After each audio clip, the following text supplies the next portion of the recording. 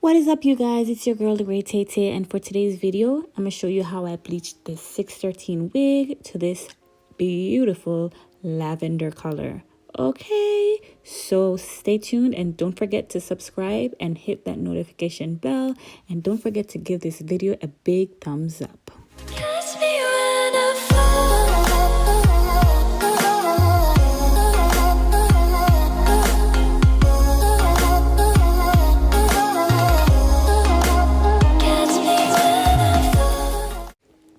So to start, we're gonna need some hot boiling water, you guys.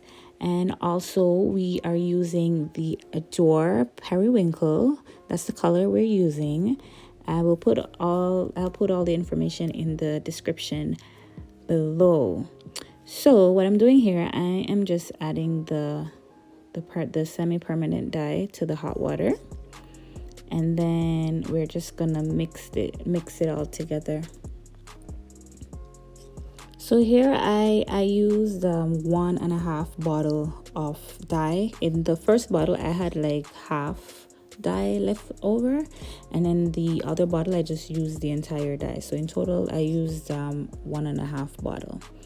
So like I said before, I mixed everything together. So now I'm just gonna dip the ends of the wig so you can have an idea to see how fast it works. So like I said before, it's super fast. So anyways, I dip the wig in the water, ensure that the entire wig is covered, because you don't want just parts of the wig to be dyed. You want to ensure that the entire wig is dyed thoroughly. So that's what I'm doing here. I'm just covering the entire wig in the water.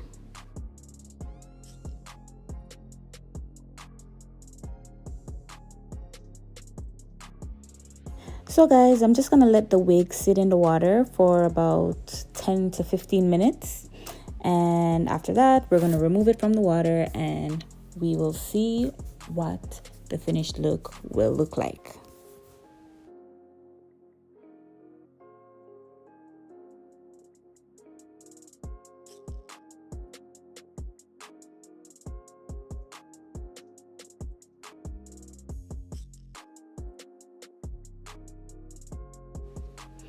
So after removing the wig from the water, you guys, I deep conditioned the wig, and I wasn't really satisfied with the color.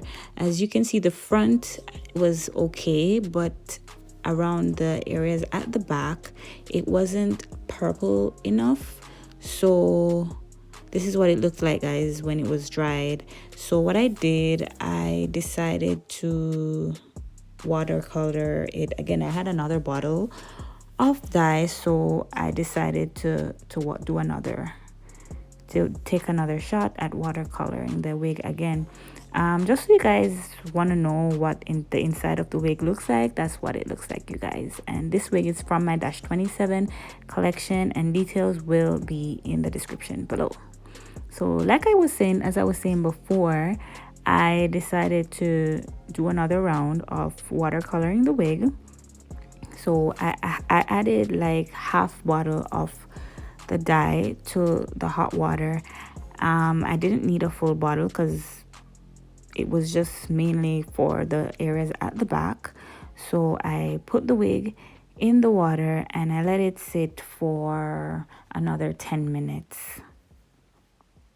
Guys, I have tons of amazing and informative content for you, and I don't want you to miss out. So don't forget to subscribe if you haven't subscribed as yet, and don't forget to hit the notification bell and give this video a like, a big thumbs up if you think this video was helpful to you. So back to the video. After letting the wig sit a few moments later, a few minutes, 10 minutes, this is what the wig looks like. I'm just combing it through just to ensure that the dye really soaked in to the areas at the back, because that was the area I was really focusing on. So now I'm removing the wig from the water, and I washed the wig with cold water and deep conditioned the wig, and this is what it looks like after, you guys. It's perfect. It's exactly what I wanted. The color is just on point. So I'm gonna let this wig air dry, and then I'm gonna go in with my flat iron and I'm gonna style this baby. And this is what the wig looks like after, you guys. How cute is that? And just so you know, this wig is available for purchase on my website. I'll leave all the details in the description below. So let me know if this video was super helpful to you. Give this video a big thumbs up and stay blessed. Keep motivated. Thanks for watching.